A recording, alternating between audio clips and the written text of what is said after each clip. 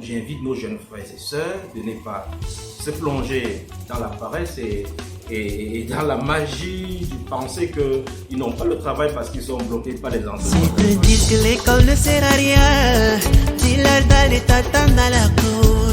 Tu veux aller bien plus loin que les rumeurs, commence sous des promesses comme si chambie le jour. Merci Arsène de m'avoir invité sur cette plateforme à l'effet d'apporter ma contribution au regard des difficultés pour nos jeunes frères africains et plus particulièrement camerounais à pouvoir trouver un emploi ici aux Philippines. Ce qu'il faut constater d'entrée de jeu, c'est que nos frères et nos jeunes frères et sœurs, quand ils arrivent, ils ont des difficultés à s'exprimer dans les deux langues qui sont le plus souvent utilisées dans la recherche de l'emploi. Donc, au deuxième point, nous savons qu'il y a des domaines déjà de prédilection comme la finance et les sciences informatiques. Donc, il est question que le sujet qui s'intéresse à pouvoir obtenir un emploi aux Philippines puisse intensément se former dans l'une des deux rubriques et s'il est nécessaire, pouvoir avoir des compétences égales dans les deux rubriques. Ça permettra d'améliorer les chances, les potentialités et les prédispositions à être sélectionnées. Eh bien, le troisième point, le plus important, comment faire un CV, un curriculum vitae. On ne peut pas être en train de chercher un comptable et on vient présenter un CV d'enseignant ou d'infirmier diplômé d'État.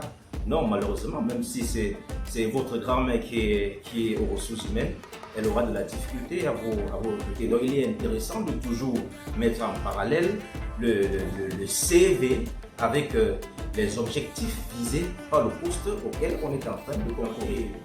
Ils peuvent toujours se rapprocher des anciens dont nous sommes pour qu'on puisse les orienter dans la rédaction et l'organisation d'un curriculum vitae, puisque parfois le service de ressources humaines se trouve à appeler le candidat juste parce que le CV est bien organisé.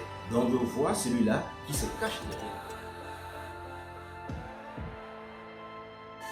Je les invite déjà d'améliorer leur facilité d'écoute de la langue anglaise et bien entendu également de la langue française, puisqu'on nous recrute parce que nous parlons français, mais sans oublier que le bilinguisme dans ce que nous faisons est d'une portée au moins à 90%. Donc j'invite nos jeunes Camerounais, nos jeunes frères et sœurs, de s'inscrire dans des centres de formation pour ceux qui se rendent compte qu'ils ont des difficultés dans l'une des langues, de pouvoir mettre ça au top avant de se lancer sur le terrain de l'emploi.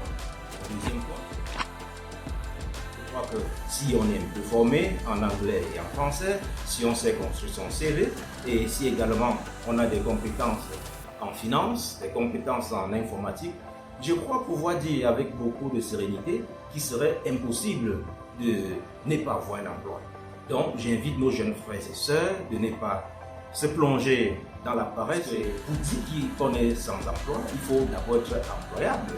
Donc on ne peut pas ne pas connaître les b.a.-ba en informatique et on postule pour un poste d'agent technique informatique et on échoue et on dit qu'on est chômeur. Non, il faut d'abord avoir cette préacquis. Et il y a des centres de formation, des petites formations qui peuvent, je les invite à s'acquitter de cela avant de se lancer. Pareil en stratégie marketing, pareil en stratégie de comptabilité, ça ne s'en coûte pas cher, juste avoir de la volonté.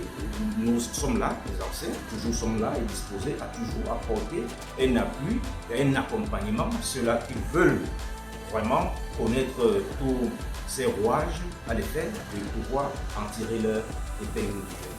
Je vous invite à laisser vos questions, vos suggestions à l'adresse email qui sera mise au bas de cette vidéo pour que nous puissions continuer à vous accompagner.